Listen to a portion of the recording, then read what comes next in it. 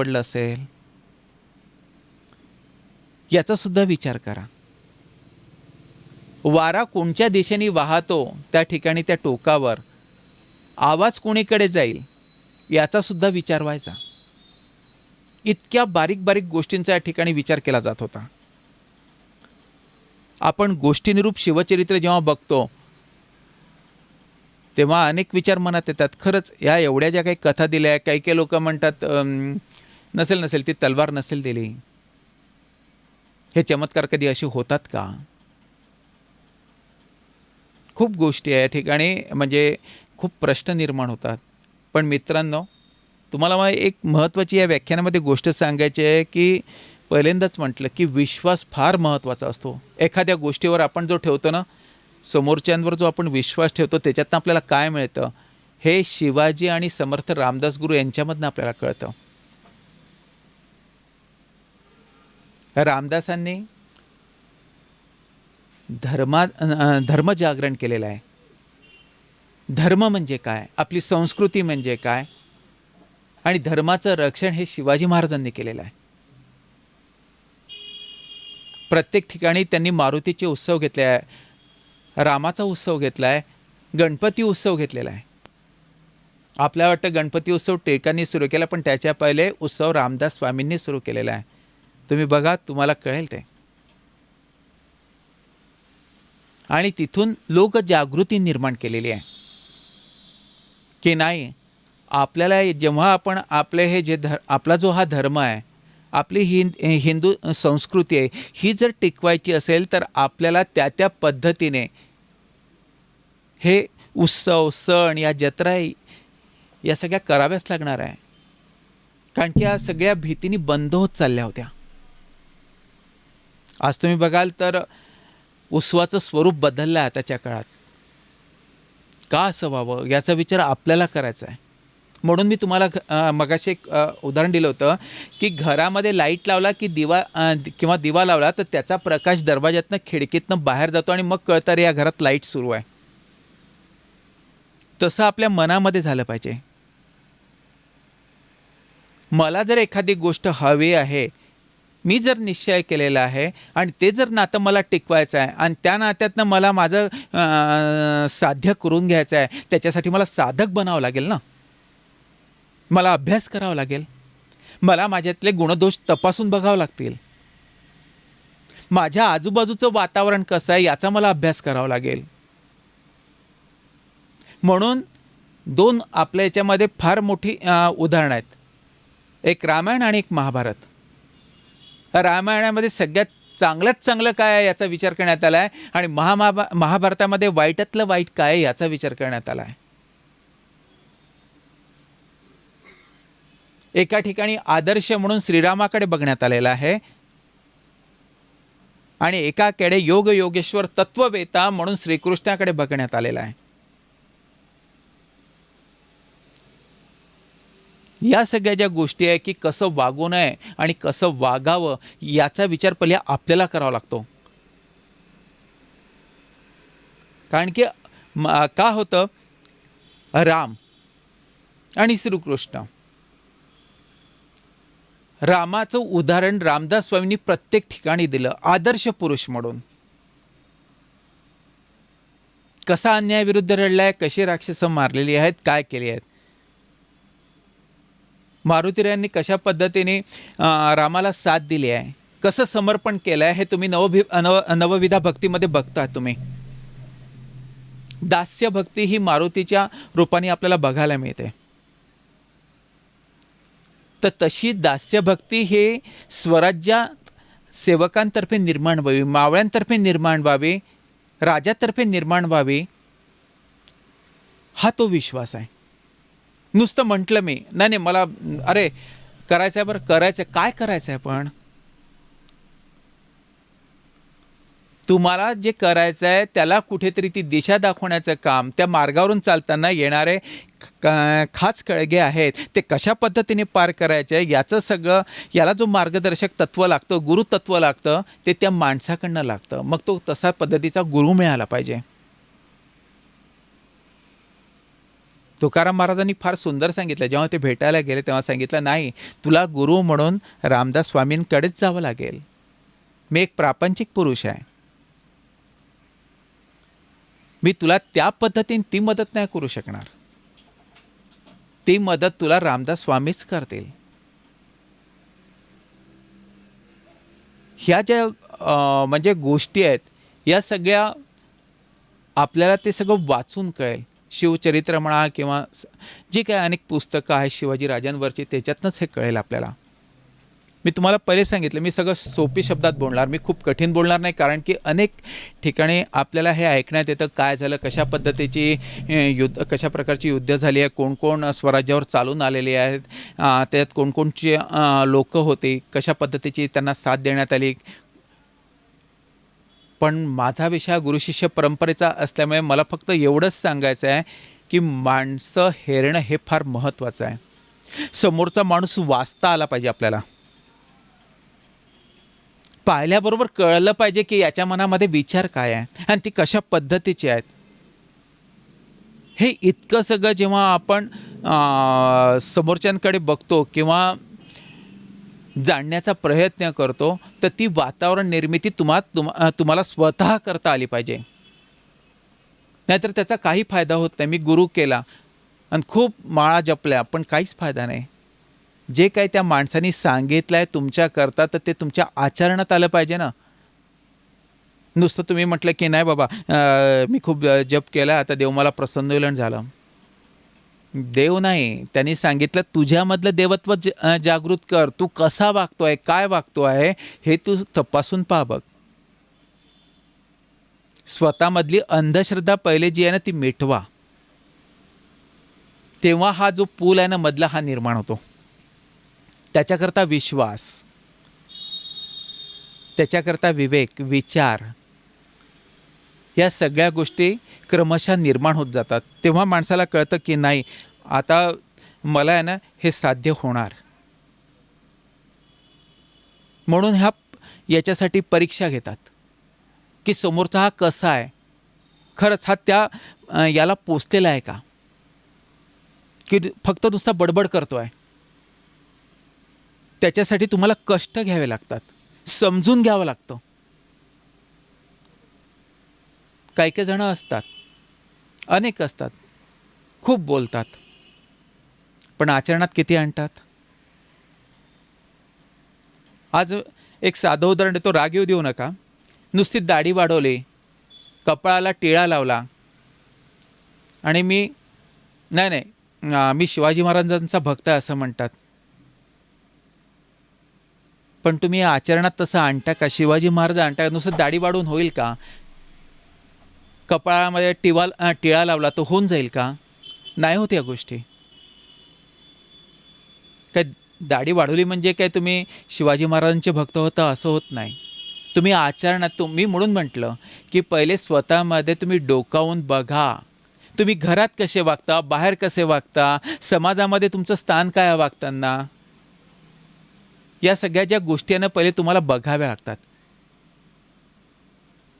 आपण मोठ्या माणसाचं नाव घेतो, पण खरंच त्या माणसाने जे काही कष्ट उपभोगले आहेत स्वतः करता किंवा दुसऱ्यांकरता, ते तुम्ही आचरणात आणू शकता का?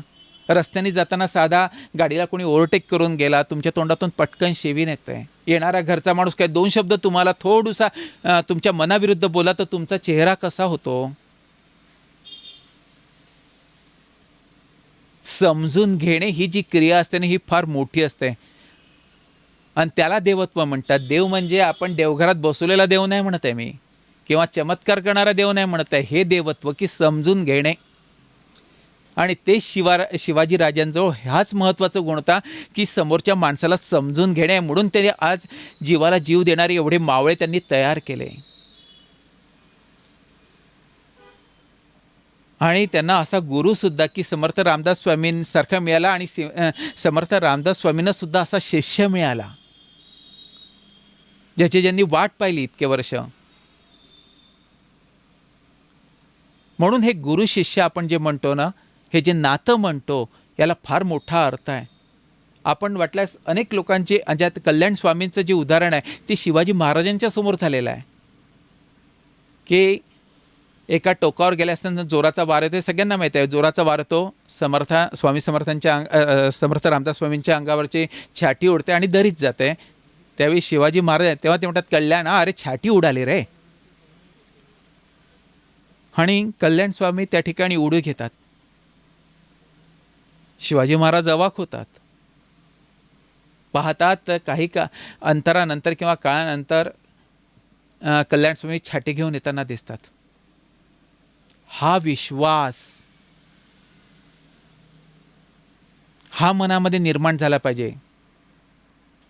म्हणून म्हटलं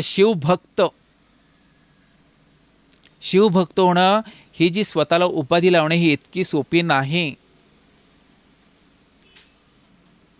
काय होतं की आपण अवांतर वाचन करतो, पुरावे शोधत नाही. त्यांनी ते काय केलं काय लिहिलं त्याच्यावर विश्वास ठेवून देतो आणि तसंच बडबडायला लागतो की नाही नाही नाही हे असं कसं, हे कसं शक्य आहे. अरे राजा, पण तू खोलापर्यंत गेलाय का? खोलापर्यंत जाऊन जरा विचार कर, अभ्यास कर, म्हणजे तुला ते सापडेल ना. नुसतं टीका केल्याने होईल का? किंवा द्वेष केल्याने होईल का? जन्मतात जेव्हा तुम्ही पोटातनं बाहेर येतात ना, तर तेव्हाच तुमची गुरु संकल्पना सुरू होऊन जाते. पहिला गुरु आई असतो, वडील असतात. म्हणून मी तुम्हाला स्टार्टिंगलाच म्हटलं की सानिध्यात येताना प्रत्येक माणूस हा गुरुचंच कर्तव्य करत असतो. ही जी म्हणजे समजण्याची ही क्रिया ही तुम्हाला समजून पहिले स्वतःला घ्यावी लागते. त्याच्यानंतर मग तुम्हाला तुमचा जो काही समाजाशी एक संबंध निर्माण होतो, नातं निर्माण होतं, ते तुम्हाला त्या ठिकाणी घेऊन जातं. आणि सगळ्यात मोठं म्हणजे हेच उदाहरण शिवाजी महाराजांनी तुम्हाला घालून दिलेलं आहे. तेव्हा गुरु शिष्याचं नातं यामध्ये हा जो मी तुम्हाला सांगितलं की हा जो पूल आहे, ब्रिज आहे, हा तुम्हाला समजलं पाहिजे. याच्यावर टीका करण्यात काहीच अर्थ नाही. प्रत्येकाने ज्ञान दिलं आहे. दादोजी कोंडदेव आहे, त्यांनी ज्ञान दिलं आहे. तुकाराम महाराजांनी सुद्धा ज्ञान दिलं आहे. त्यांच्या अभंगामध्ये आलेलं आहे सगळं. समर्थ रामदास स्वामींच्या श्लोकामध्ये आलं आहे. अनेक लोक त्यांना भेटत गेली. प्रत्येकाने त्यांना संपर्कामध्ये आल्यानंतर जे जे काही देण्यात आलं तो गुरु होत गेला. उगीच टीका होते की हे ब्राह्मण्यत्व, स्वतःचं ब्राह्मण्यत्व वाढवण्यासाठी यांना गुरु नाव देतात. तसं नसतं. हा विचार मनातनं काढून टाका. आपण शिवाजी महाराजांचे भक्त आहेत. त्यांच्या आचरण, त्यांचे गुण आपल्या अंगात आणा आणि सगळ्यांकडे त्या दृष्टिकोनात बघा. मला हे सांगायचं आहे. हे नातं आहे गुरु शिष्याचं. म्हणून हे शिवाजी महाराजांना मोठं का मानायचं? 18 पगड जातीच्या सगळ्या लोकांना एकत्र करून आपल्यासोबत त्यांना चालवलेलं आहे. त्यांनी समजून घेतलं आहे. प्रत्येकाचा उपयोग कोणत्या ठिकाणी होईल, काय होईल याचा सुद्धा त्यांनी विचार केला आहे. त्याच्यात डोंबारी लोकसुद्धा आलेले आहेत. मदारी मेहतर सारखा माणसाला सुद्धा त्यांनी आपल्याजवळ घेतलेला आहे. अशी किती उदाहरणं आहेत त्यांच्याकडे. आणि आपण तर द्वेषच करतो. पण असं होऊ देऊ नका. कळकळीची विनंती आहे की फाटाफूट स्वतःमध्ये कधीच होऊ देऊ नका. सगळ्यांना एक राहा. शिवाजी महाराज हे सगळ्यांचे होते. त्यांनी कधी भेदभाव नाही केला. मग आपण भेदभाव करणारे कोण आहोत? माझा हा तुम्हाला एक सगळ्यात मोठा प्रश्न आहे की नको, असं नका. म्हणजे या माझ्या सांगण्यातनं एकच तुम्हाला सांगायचं की मी हा विषय का निवडला गुरु शिष्याचा, की स्वतःला पहिले समजून घ्या. बस एवढंच माझं म्हणणं आहे. त्याच्यातनं आपल्याला मार्ग मिळत जातो. शिवाजी महाराजांचा कार्यकाळ, त्यांच्यावर येणारी संकट, तिन्ही बाजूनी संकट आली. आताची परिस्थिती काही खूप वेगळी नाही. आताही तसंच आहे. आपण नियम पाळत नाही. सांगितल्यानंतरही नियम पाळत नाही. हा आता तुम्हाला लक्षात येईलच. कोरोनाच्या वेळेला सोशल डिस्टन्स पाळत नाही. मास्क बांधा तर बांधत नाही. हे सगळं कोणासाठी आहे? आपल्यासाठी, आपल्या देशासाठी. हा कधी आपण विचार केला का? आपल्या घरामध्ये इतके दिवस आपण 2 महिने घरात बसलो आहे. याच्यासाठी आपण आपल्या स्वतःचा फायदा काय करून घेतला आहे याचा कधी विचार केला? स्वतःला प्रश्न विचारायचे असतात.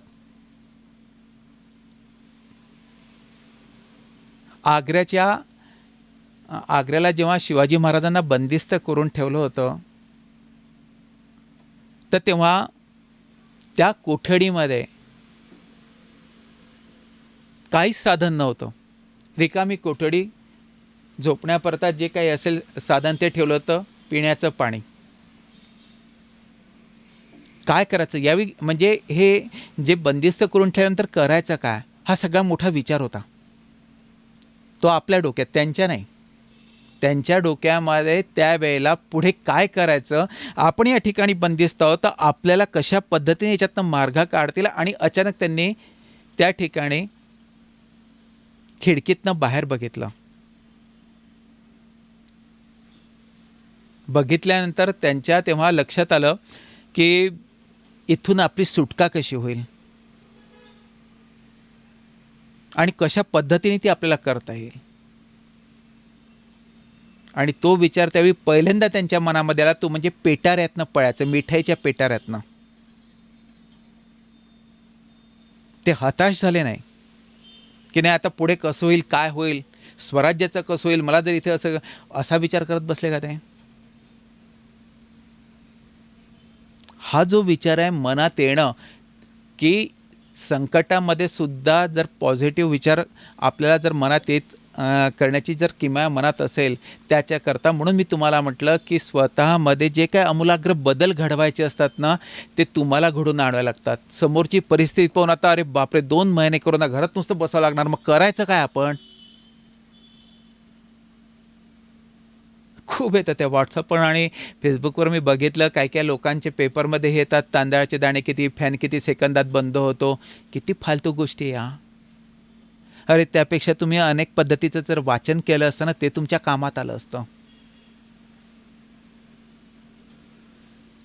म्हणून म्हटलं एक चरित्र वाचणं, त्या चरित्रातनं आपल्याला काय भेटतं, पुस्तक जे आहे हे सुद्धा तुमचं गुरु होतं त्या ठिकाणी. त्याच्यातनं आपल्याला मार्गदर्शन कळतं की जगणं काय असतं. हताश नाही, जगणं कसं जगावं, जगण्याची किमया कशी असते. आपल्याला शिवचरित्रामध्ये शिवाजी महाराजांचा जर आपण इतिहास वाचला लहानपणापासून ते शेवटपर्यंत, तर तुम्हाला प्रत्येक गोष्टीतनं ज्ञानच मिळत असेल. प्रत्येक शब्दामध्ये काय दिलं आहे याचा सगळा उलगडा आपल्याला होत जाईल. एकदा नाही, दोनदा नाही, तीनदा नाही, वाचत राहतोय. प्रत्येक वेळी तुम्हाला नवीन नवीन नवीन नवीन गोष्टी सापडत जातात. म्हणून समर्थ रामदास स्वामींनी जी श्लोकांची निर्मिती केली आहे, मना सज्जना भक्तिपंथेची जावे, कशाकरता केलं आहे सगळं, स्वतःला समजण्याकरता.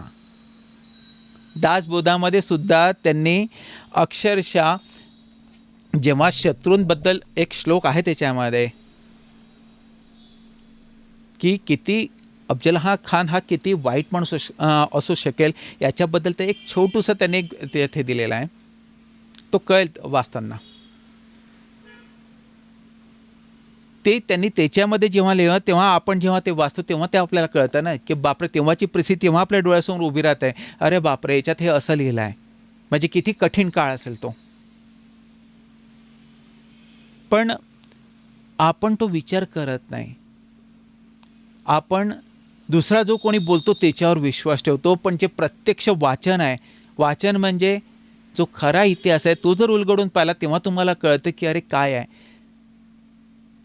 कानोकानी जी आपल्या काही गोष्टी आहेत ती खरी नसते कधी. त्याच्यावर विश्वास कधीच ठेवू नये. तुम्ही जेव्हा प्रत्यक्ष बघता, ऐकता, वाचता, मनन चिंतन या सगळ्या ज्या गोष्टी करता, तेव्हा तुम्हाला कळलं पाहिजे की नाही आपला खरा इतिहास काय आहे, गुरु शिष्य परंपरेचं नातं काय आहे, या नात्यातनं होणारी काय साध्य किंवा साधकता ती कशी असते, ती तुम्हाला कशी मिळते, या सगळ्या गोष्टीचं ओहप ते वाचनात आपल्याला कळतो, चिंतनातनं कळतो. म्हणून ही एकाग्रता, मेडिटेशन हा जो शब्द आलेला हा कशा करता, घळीमध्ये का बसायचे रामदास स्वामी, त्या ठिकाणी दासबोध का लिहिण्यात आला. शिवाजी महाराज एकांतात राहून किल्ल्यामध्ये काय विचार करत असतील.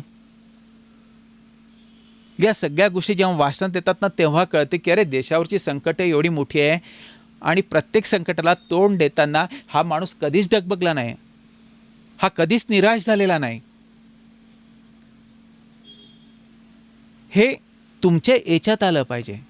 नुसता म्हणून मी तुम्हाला म्हटलं की दाढी वाढवली किंवा टिळा लावला आणि मी स्वतःचा शिवभक्त म्हणून घेतलं तर होत नाही.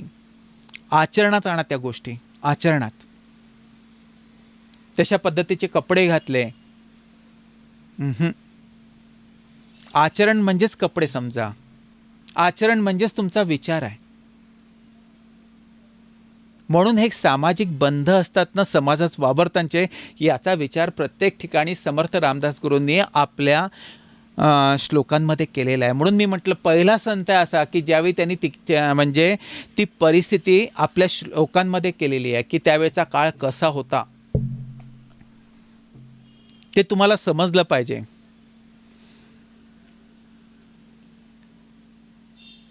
नाही, पण आम्ही तो विचार करत नाही. आम्ही विचार काय करतो, यांचं नाव कशाला पाहिजे, त्यांचं नाव कशाला पाहिजे, हे असं नाही ते तसं नाही. म्हणून पहिल्यांदा निश्चय आणि विवेक या दोन गोष्टी मी तुम्हाला सांगितल्या आहे. निश्चय जर तुमचा पक्का असेल तर तुम्ही शिखर गाठणार. विचार जर वेळेवर करू शकत असाल, निर्णय वेळेवर घेऊ शकत असाल, चिंतन म्हणून तुमच्या मनात असेल, तर त्या पद्धतीचा विचार तुमच्या मनामध्ये जर येत असेल, आजूबाजूची परिस्थिती चांगली असेल किंवा ती जर तशा पद्धतीची नसेल तरी तुमच्या आचरणातनं ती तुम्ही बदलवू शकता. याचं सगळ्यात मोठं म्हणजे शिवाजी महाराज. आज आम्ही स्वराज्य राज्याभिषेकाचा सोहळा प्रत्येक ठिकाणी मोठ्या प्रमाणात म्हणजे साजरा करतो आहे. पण त्या प्रत्येक वर्षी जेव्हा आम्ही या गोष्टी सोहळ्याच्या निमित्ताने सगळेजण एकत्र येतो, विचाराची आदानप्रदान करतो, नंतर दुसरं वर्ष तर दुसरं, पण त्या विचाराची आदानप्रदान तेवढ्या प्रमाणात होते का, त्याचा काय फायदा आपल्याला होतो का, हा विचार महत्त्वाचा आहे. नुसतं शिवाजी महाराज की जय, छत्रपती शिवाजी महाराज की जय म्हटलं म्हणून असं होत नाही. ते छत्रपती आहेत, त्यांचं आचरण, ते शिव आहेत, त्यांचं आचरण, ते महाराज आहेत, किती उपाध्या आहेत त्यांना, त्या उपाध्या सुद्धा लक्षात घेऊन आपण त्या पद्धतीने जरी आपण गेलो ना तर आपलं काम होऊ शकतं. म्हणून असा शिष्य मिळणं हे रामदास स्वामी त्याच्यासाठी वाट बघत होते. हे त्यांचं भाग्य होतं की त्यांना असा शिष्य मिळणं. कारण की त्यांनी मनामध्ये कल्पना केली की माझे हिंदवी स्वराज्य आहे, हे अशा पद्धतीत निर्माण झालं पाहिजे. त्याकरता योग्य पुरुष कोण, तर हे छत्रपती शिवाजी महाराज. त्यांना ही धुरा देण्यात आली होती सांभाळण्याकरता की नाही, तू जरी माझ्या झोळीमध्ये हे सगळं टाकतोय तरी ही स्त्रीची इच्छा आहे की याची मुहूर्तमेढ तुलाच करायची आहे स्वराज्याची, आणि याच्याकरता तूच म्हणजे योग्य आहेस, याची जबाबदारी तुलाच घ्यायची आहे. म्हणून मित्रांनो, मला एकच सांगणं आहे की गुरु म्हटलं आणि शिष्य म्हटलं तर या नात्यामधल्याचे जो बंध आहे ना तो तुम्हाला कळला पाहिजे, तुम्हाला समजलं पाहिजे की समोरचा जो माणूस आहे तो जर मला एखादी चांगली गोष्ट आहे तर तो तुमच्याकरता गुरु आहे. महाराजांचा कार्यकाळ घेतला 30 वर्षांचा, रामदास स्वामी आणि शिवाजी महाराजांचा जो 30 वर्षाचा आपण संबंध घेतला ना, याच्यात अनेक गोष्टी या होऊन गेलेल्या आहेत, घडून गेलेल्या आहेत. आणि प्रत्येक ठिकाणी कशा पद्धतीने त्याला तोंड द्यायचं, त्याचा मुकाबला करायचा, हे सगळ्यात महत्त्वाचं होतं. आणि म्हणून त्या पत्रव्यवहाराला महत्त्व होतं, त्या श्लोकांना महत्त्व होतं, त्या भेटीगाठींना महत्त्व होतं. तेव्हा मोबाईल किंवा फोन नव्हते. तर या ज्या गोष्टी आहे या तुम्ही सगळ्यात महत्त्वाचे, माझं म्हणणं आहे की हे सगळं सांगताना मी खूप सोपी शब्द सांगतोय, पण हे लक्षात ठेवा की हे जे नातं आहे ना हे तुम्हाला सुद्धा निर्माण करायचं आहे समाजासोबत, देशासोबत. आपण जेव्हा म्हणतो की स्वराज्य हिंदवी स्वराज्य राज्याची स्थापना शिवाजी महाराजांनी केली, तसंच आपल्याला सुद्धा हे एक स्वराज्य आपल्या मनामधलं चांगल्या गोष्टीचं निर्माण करायचं आहे, की मी समाजामध्ये कसा वागेल, माझ्या आचरणातनं 4-5 लोक आणखीन कसे सुधारतील, मी त्यांना काय देऊ शकेल, हे तुम्हाला कळलं पाहिजे. तेव्हा हे गुरु शिष्याचं जे नातं आहे ना, याला काहीतरी अर्थ प्राप्त होतो. मित्रांनो, आता मी या ठिकाणी थांबतोय. माझे जे काय मी तुम्हाला सांगितलं आहे, शिवाजी महाराज आणि योगेश्वर श्री समर्थ रामदास स्वामीबद्दल, तर माझा एकच उद्देश हाच आहे की हे सगळं सांगत असताना किंवा तुम्हाला हे याच्याबद्दल माहिती देत असताना प्रत्येकाने वाचन, चिंतन, मनन करा आणि खरं काय त्याचा शोध घ्या, त्या आचरणात आणा. कोणी काय म्हणतं याच्यावर लक्ष ठेवू नका. तुम्हाला काय दिसतंय, तुम्ही काय वाचताय, याच्यावर विश्वास ठेवा. आणि खरंच मी आभार मानतो श्री शिवराज्याभिषेक समिती चे की त्यांनी मला या ठिकाणी बोलावलं आणि आपल्यासोबत हे हितगुज करता आलं मला. धन्यवाद. जय शिवराय, जय समर्थ रामदास स्वामी.